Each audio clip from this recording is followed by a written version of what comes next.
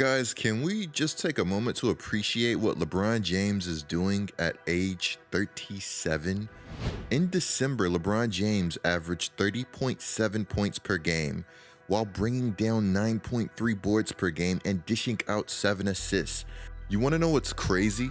LeBron's been doing things like this all season. If you go back and look at his season averages, they're really not too far off. 28.7 points per game, 7.4 rebounds per game, 6.6 assists per game.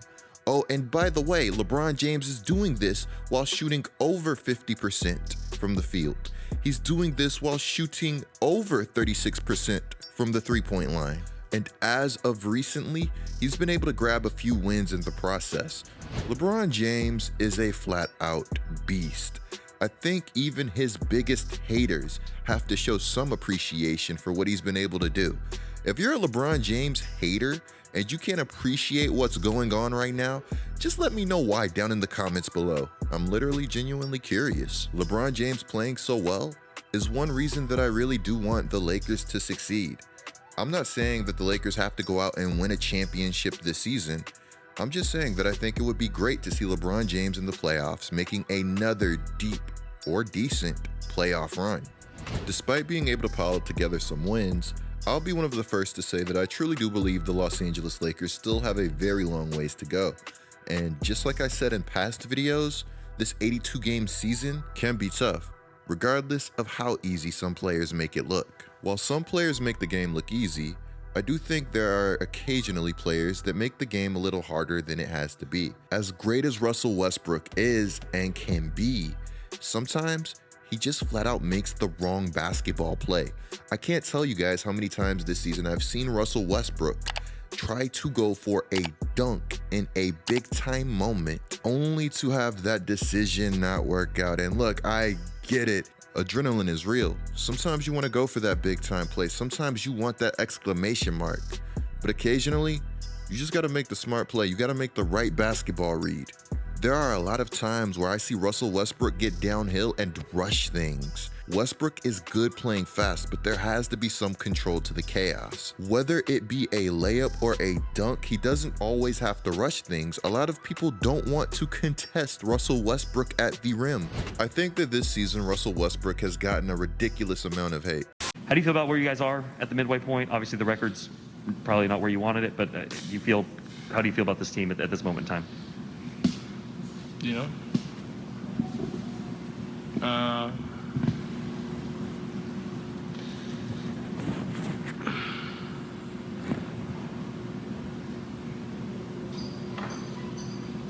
mean, I guess we're moving in the right direction. Other than tonight, that's all you can worry about is the next game. Figure out you want to be playing your best towards the end of the year.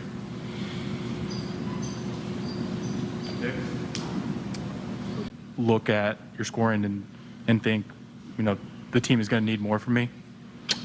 I mean, I already know that already, but, you know, just based on position and where I'm at on the floor, you know, just varies, you know, you never know. Maybe the hate is just a reminder to me that Oklahoma City Westbrook is long gone. You know what? Let's take a quick moment to appreciate some dunks that Westbrook threw down for the Oklahoma City Thunder. In OKC, Westbrook was a different type of animal. While the Lakers may not have that OKC Westbrook that once existed, they do have a version of Russell Westbrook that can still be a very productive player in today's NBA. January 7th, Frank Vogel was asked if he thought that Russell Westbrook might be turning things around. He responded with, "I definitely think so.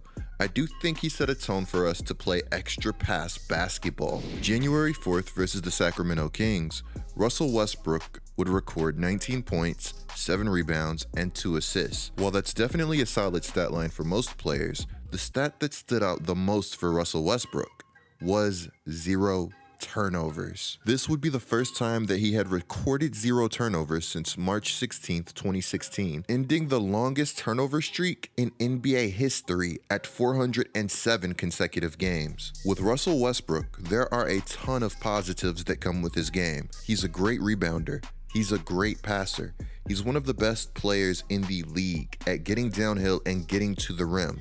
His ability to get to the rim is so special that I honestly do believe that some people take it for granted, especially in today's NBA that has fallen in love with the three-point shot. I think shooting is easily one of the most important attributes in today's game. That being said, I also think there's immense value in somebody that can create quality shots for others, especially shots coming from beyond the arc. The unfortunate reality that comes with Russell Westbrook is sometimes the negatives can flat out outshine the positives. What good is a triple-double if you have a massive amount of turnovers?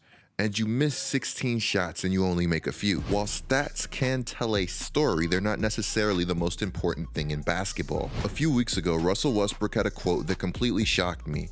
The quote made me honestly wonder if Russell Westbrook understood what the Lakers needed from him to win. To quote Russ, "Honestly, I think I've been fine. I think people are expecting me to have freaking 25, 15, and 15. That's not normal. That's not a normal thing that people do consistently. I know I've done it the past 5 years, but that's not normal." If anybody's asking Russell Westbrook to put up 25, 15, and 15, I would definitely ask that they stop asking that. You know what? I actually just had a complete 180. Because if Russell Westbrook could put up 25, 15, and 15 for the Lakers, I really don't know how to say this. I want to see it. I want to see Russell Westbrook put up 25, 15, and 15 for the Lakers. On a more serious note, Westbrook is so talented. He doesn't have to do any of that for the Los Angeles Lakers to win basketball games. The truth is that even in games where Russell Westbrook has played poorly, the Lakers have still shown the ability to win. Keep in mind that Anthony Davis has been out for a minute now.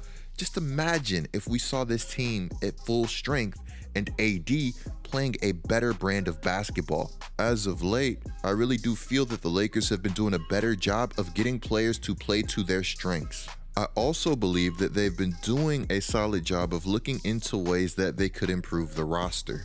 December 31st, the Lakers would trade Rajon Rondo to the Cleveland Cavaliers for Denzel Valentine, who would go on to be cut. Valentine being waived would create an extra roster spot. Now look, maybe I'm tripping, but I think there is crazy value in having extra roster spots, considering that you're not using the players who were in those spots in the first place. Check it out. Stanley Johnson has been very solid for the Los Angeles Lakers. Who's to say there's not another Stanley Johnson out there? Or just a player that could help this team become better. We know the Lakers roster in its current state is not perfect. And the beautiful thing is that Lakers management knows that. Despite not having the most flexibility, they're still looking at ways to be flexible. Man, did you guys see what Lance Stevenson did his first game back for the Indiana Pacers? I'm telling you guys, Lance looked ridiculous. There's talent out there. You just have to find a way to find it. I've said for the longest of times that if I was an NBA GM and the end of the bench guys could not help my roster, then I would start shuffling players, sending them up, sending them down, getting some 10-day guys if possible. I would find a way to get guys who could contribute. And of course, this isn't my GM. This isn't NBA 2K. This is just kind of my way of saying that I would find guys who could help me in some capacity. And at least at this moment, it appears that that's what the Los Angeles Lakers are aiming to do. To quote Brian Windhorst, yeah, so they already offloaded a player in Rondo to create a roster spot, and they are looking to do more of that. From teams that I've talked to, they are out there. With LeBron starting at center and eventually getting Anthony Davis back, they are looking to move DeAndre Jordan. Not necessarily for another player, but to move him so they can open up a roster spot. Kent Bazemore is another player that they've been willing to talk about. And I think, again, their goal is to open up a roster spot. The Rondo move looks like it was going to be designed for Stanley Johnson to fill, but they may look in the buyout market for another player too. They're trying to figure out how to do that. January 5th, Sam Amick reported that the Los Angeles Lakers showed covert interest in discussing Russell Westbrook trades. Quote, "While a deal appears extremely unlikely before the February 10th deadline, It may only be because his deal was once viewed as many as untradeable. It's such a massive obstacle, but inside the Lakers, it seems there is some recognition that this hasn't gone as planned. Let me rephrase that. Hasn't gone as James and Davis had planned. I'm definitely interested to see where the Los Angeles Lakers go from here and how they work to create flexibility. As up and down as a season as it's been for LA, I think there are some really good positives. Malik Monk is not a minimum contract player. You guys know for the longest of times that I've been so high on Malik Monk. I literally called this guy CJ McCollum 2.0 before he was drafted, and as a matter of fact, I never gave up on him. I have multiple tweets showing such.